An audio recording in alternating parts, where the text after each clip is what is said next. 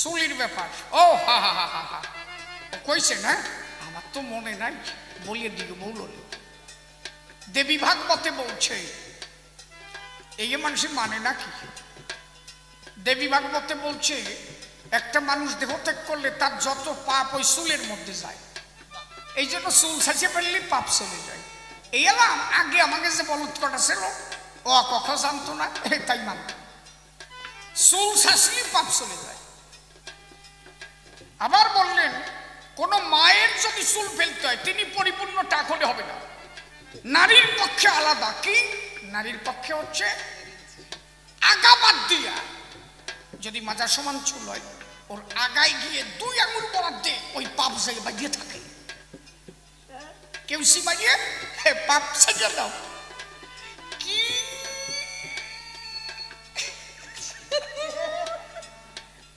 কত বড় বদমাইশি ভাবো।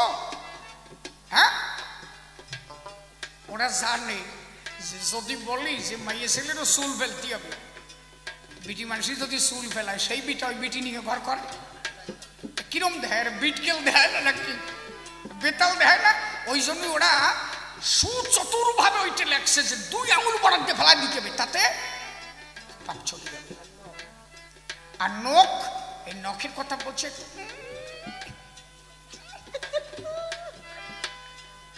তার মানে তোমার নারী যেন চুল না ফেলে। ও জানে এই বিধান যদি দিয়ে যাই তাহলে বাবার শ্রাদ্ধ করতে যেয়ে গোষ্ঠীর শ্রাদ্ধ হবে, সংসারই বানিয়ে যাবে। ওই বউ নিয়ে ঘর করে নাকি যা চুল ফেলে? বাউন যদি মানো পুরোহিত দর্পণে লেখা আছে যে নারী প্রথম, যে নারী তার স্বামী মারা যাবে সেই নারী যেদিন মারা যাবে সেই দিন থেকে পুরো চুল ফেলে দিতে হবে। তার বৈধব্য দশায় 1 বিন্দু চুল রাখা যাবে না মাথায়। কেটা কেটা করো তোমরা? মানবা তো সবটুক মানবা, একটু মানবা আর একটু মানবা না, ব্যাপার নাকি? হ্যাঁ, কই যায় এই কিছু আছে দেখবা। আমার বাপ দাতা না, আমার বাপ দাতা বাবন মানতো, আমরা না মানলি না কিরম যে হয় না, বাপ দাতা মানিয়ে গেছে। তা তোমার বাপ দাতা কি হয়েছে জানো? গুরুচান ঠাকুর বিয়ে করেছিল মাত্র 12 ইয়ার্স, তখন সত্যভামা মার বয়স মাত্র 10 ইয়ার্স, 10 বছর আর 12 বছর। আমার ঠাকুরদার আমি শুনেছি, আমার ঠাকুরদা 8 বছরের মাইয়ে বিয়েছে, মানে আমার ঠাম্মা 8 বছর, তাও পণ দিয়ে আনতে হয়েছে, পণ দিয়া। আগে মাইয়ে বিয়ে তুই পণ দিতি, তো কথা কি ঠিক তো? হ্যাঁ, সেদিনও এসে গেছে, এখন আসবে না কেন? জেনে যাবা, খালি মানত করে আমার যেন একটা চল হয়, সামনের বছরে 1000 দেবো। কেউ কয় না যে আমার একটা মাই হলি সামনের বছর 5000 দেবো, কোনো জায়গায় শুনলাম না, খালি চল দেবো চল দেবো চল দেবো। সেদিন এসে গেছে, মাইয়ে পাচ্ছি না, দেখো এর প্রমাণ দিচ্ছি, পাচ্ছি না, নাই। ওই যে যেটা গাইয়ে গেল না, কত জায়গা যে গেছি না আমি, এর বলে যে ওইরকম কালা বিয়ে করবো না। অত সুন্দর গান গায়, কি সুন্দর চেহারা, কালার মধ্যে ওর একটা জিল দেয় না, না কালাই জিল দেয়, তার সাথে আমি কই চিরিকে হাইসো বড় মধ্যে তা কই নাই, মানে কালার মধ্যে একটা কথা কইস। হ্যাঁ বাবা, তা ওরে যদি কেউ মাইয়া না দেয় তাহলে পরিস্থিতি কি? এইরকম করবা না। মেয়েরও যেমন অধিকার, একটা ছেলেরও তেমন। আজকে যদি আমার মা না আসতো, শিশির আসতো কিভাবে? মা দরকার। একটা মেয়ে সন্তান যে কত আলো, আর এখন তো ছেলে মেয়ে পার্থক্য কোথায়? একটা মেয়ে প্লেনের পাইলট, একজন মেয়ে জাহাজ চালাচ্ছে, একজন মেয়ে IAS IPS নাকি? আরে পশ্চিমবাংলার মুখ্যমন্ত্রী মমতা ব্যানার্জি হিসাব করবা না? বাংলাদেশ চালাচ্ছে শেখ হাসিনা। হ্যাঁ, কথা কইস না, রাষ্ট্রপতিকে এটা তোর মনে আছে? দ্রৌপদী মুর্মু, বুঝবা না? সেই খালি ছেলিয়ে সাবা ছেলিয়ে সাবা। আমার বয়স থাকলি না খালি মাইয়ে সাতাম, খালি মাইয়ে সাতাম, বয়সটা কি?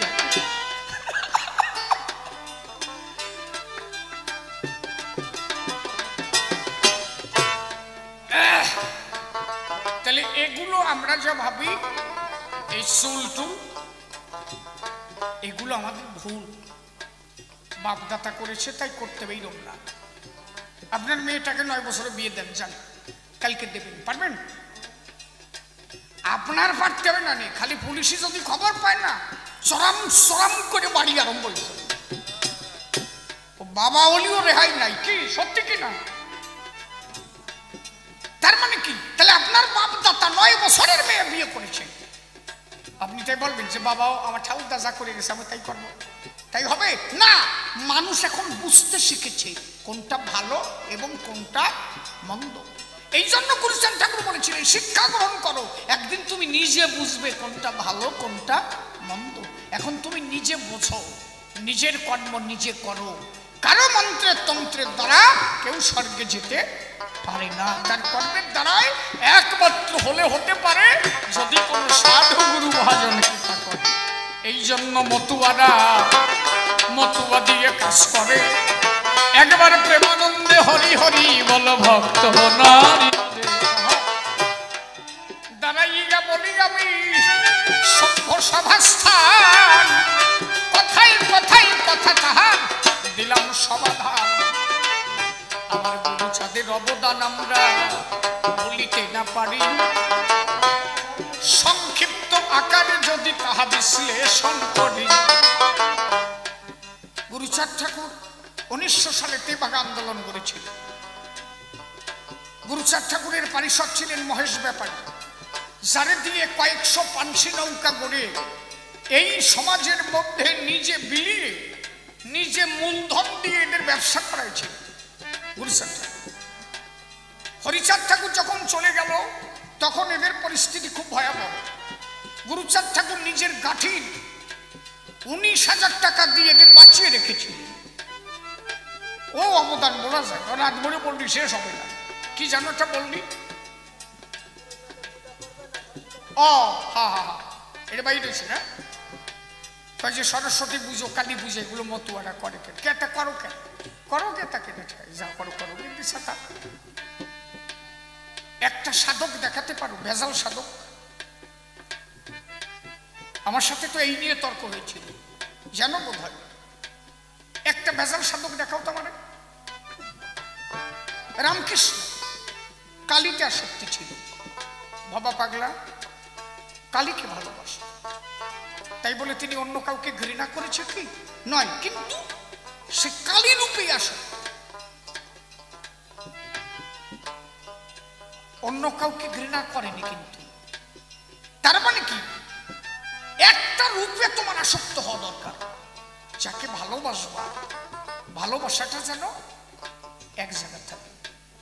স্বামী মহানন্দের বাক্য লইয়ে দুঃখের পাষাণ বক্ষে দিয়ে অশ্বিনী থাক সাতক হয়ে করিস না অন্য বাড়ি পান। এর মানে কি, আর কোনো জায়গা বুঝবা না। গোপাল সাধু মানো তো তোমরা নাকি? এই কিছু আছে দেখবা গোপাল গোপাল, খালি গোপাল গোপাল। আরে গোপালের কথা কত, তার বাণী মানবা না? সে কি করছে দেখবা না? সুন্দরবনে গুরুচাঁদ ঠাকুর গেল গোপাল সাধুর বাড়ি। গোপাল সাধুর বউরে বললো, ওমা কাঁদছো না, আমার সে কালী পুজো দিতে হয় না? হ্যাঁ দিতে তো হয়। তাহলে তো একটা মূর্তি রাখিস, আমি ঘুরে আসি গোপালের সাথে। বলো হ্যাঁ বাবা, তুমি সুন্দরবন ঘুরে টুরে আসো, আমি কালী মূর্তি আনিয়ে রাখবানি, পুজো দিয়ে। দেখো পরীক্ষা কারে বলে, গুরুচাঁদ ঠাকুর পরীক্ষা করছে আমার কেমন ভালোবাসে। বয় গুরুচাঁদ ঠাকুর সুন্দরবন ঘুরে টুরে গোপাল সাধুর বাড়ি আসলো। গুরুচাঁদ ঠাকুর বললো, মা ও মা কাঁদছো না? বাবা সে মূর্তি টুর্তি জোগাড় হয়েছে? বলে হ্যাঁ সব হয়ে গেছে, তুমি বসো। এরকম ভক্তদের নিয়ে সভা করে গুরুচাঁদ ঠাকুর বসে আছে। কাঁদছো না? সাজিতে কিছু ফুল টুল নিয়ে বাবা গুরুচাঁদের পায় ফুল অর্ঘ দিয়ে প্রণাম করে বলছো, বাবা আমার কালী পুজো হয় না, আমার কালী পুজো হয় না। এই তো আমার কালী, তুমি কালী, তুমি দুর্গা, তুমি মনসা, তুমি শেতলা, যেদিন থেকে তোমারে পাইছি আমার আর কিছু দরকার নাই। আমার কালী দুর্গা মনসা তুমি সব, তুমি জগতের সব।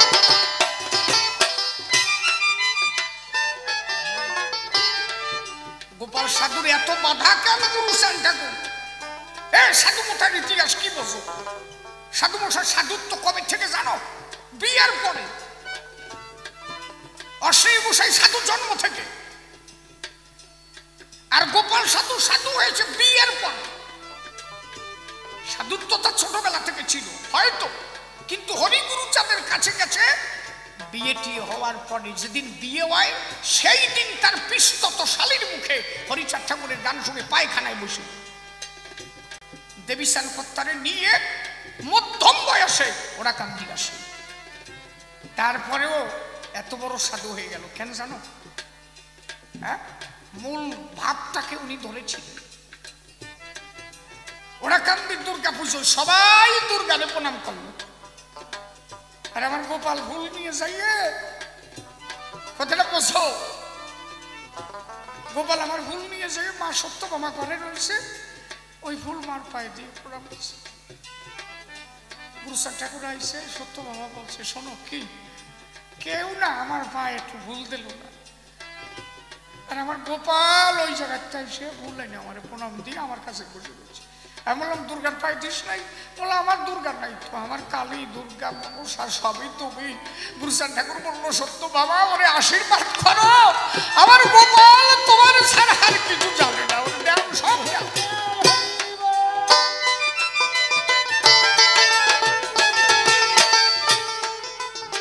গোপাল গোপাল গোপাল গোপাল, এত গোপাল গোপাল কথা, এত দেবী তোমার ঘরে কেন?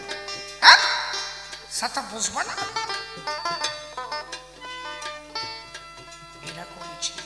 এই জন্য এরা পাইছে, কি কইছে?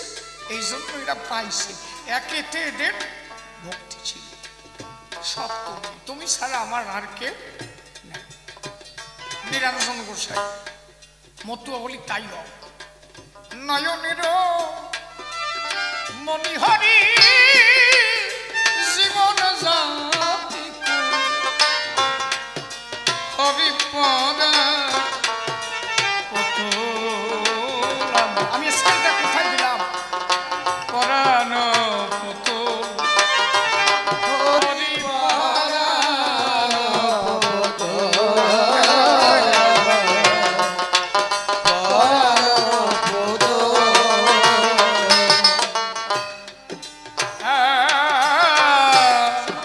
বসন। কিরমতি হবে ভক্ত, কিরমতি হবে বসন, ভূষণ বসন ভূষণ হরি হরি আমার হস্তের চুরি। আমার হাতে চুরির দিকে তাকাবো তাও আমার হরি। কি করছি? চুরি দেও আমার হরি। কালী থাকবে না, দুর্গা থাকবে না, মনসা থাকবে না, আমার সব হরি। বসন বসন হরি হরে হরি আমার হস্তের চুরি, হরি আমার শঙ্করস্বরী।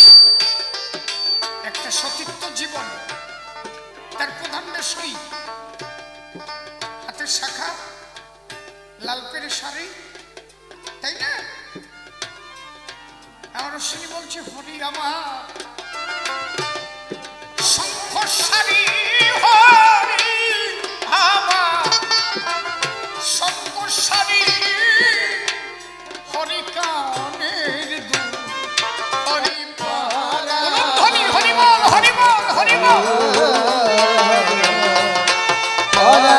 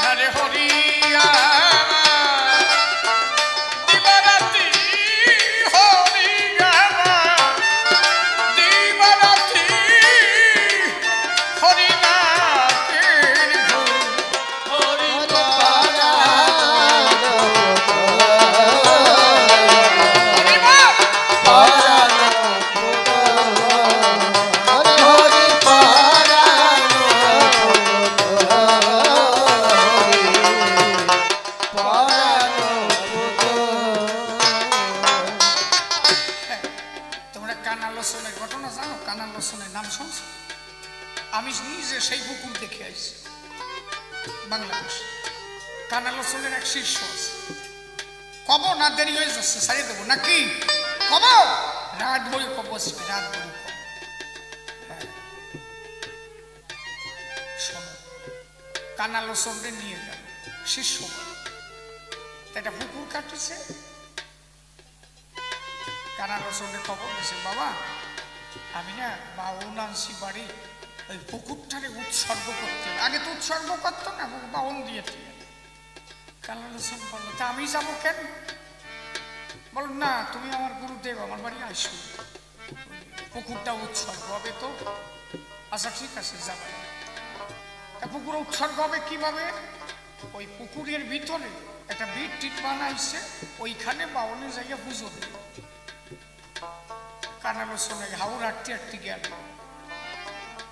গুরুদেব আইসে বসার জায়গাটা, বসার জায়গাটা কানালোচন বসে, আবা সে পুকুরটা কোয়া নেই, বলো ওই যে সামনে, ওই যে তুমি তো এমন সই দেখা না নেই, মানে রাত্রে সই দেয়, দিনের বেলা দেখে না,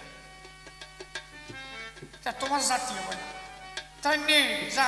সে বাউন আইসে, বলো হ্যাঁ আইসে, তাই যা পুজো দিকে। বাউন নিয়ে যাবে। কানালোচন মানে আসলে তো কানা না, বোঝো না, হরিচাঁদের রাতের কানালোচন ওই জায়গাতে আসছে, হাইটে গেছে, যে ভিটির উপরে পুজো হবে ওই জায়গা যাইয়া প্রস্তাব করেছে, দাঁড়াইয়ে প্রস্তাব করতে। ওই শিষ্য সব দেখে পাইছে, বাবা তুমি তো কানা, তা ওই জায়গা যাইয়া মতো কেন? ওই জায়গায় বাবনে পুজো দেবে, দফা সারিছে, আমি না এই জায়গা পুজো দেবে, নেতাই আমার ধরে না, আমার ভুল হয়ে গেছে, ভুল হয়েছে, ওই মূর্তি দিয়ে গেছে। কয়েছে ও জায়গা তো আর হবে না, কয়েছে গোবর টোবর দিয়ে ঝাপারিস কর বাবা, আমি তো সই দেই না। আবার ওই গোবর টোবর লেপে টেপে ঠিক করবে। এদিকে ঠাকুর মশাই বলছে অনেক কিছু করতে হবে, একে তো তরফার অভাব নাই, তা দিলি তরফা বাড়ে। এখন মূর্তি সে টাকা আরো বাড়বে তো, ওই জায়গা ঠিক করতে মন্তর বাড়াতে হবে, মূর্তির জায়গা পুজো হবে, মন্তর না বাড়াইয়ে কাজ হয়। এদিকে তরফা চলতেছে, জায়গা পরিষ্কার টরিষ্কার করেছে, বাউনে যাবে, উনি আবার আউর হেঁটে যাই, আবার মূর্তিছে, ও বা তুমি আবার ওই জায়গা মুদ্রা, তা আমি কানা, আমি জানি নাকি যে আবার সেই জায়গায় আছে, যাকে একটা কাজ কর কি, ও বাউন বাড়ি পাঠাই দিই, এতবার যখন মুতলাম এই পুকুরের জল আর পচবে না, আমি কানা কথা দিয়ে গেলাম, সমস্ত পুকুরের জল পচে যাবে। কানালোচন যখন মুতিয়ে গেল, এই জল কোনোদিন পচবে না। ওই পুকুর পারে সব জায়গা গাছ জলে পরিপূর্ণ, ওই জলের পাতা সরাই জল আনলি একদম ডাবের রসের মতো জল এখনো পর্যন্ত। হরিভক্তের মুতির চোটে বাউনে কি করে কথা কইস, তা উলুধ্বনি দে, উলুধ্বনি দে।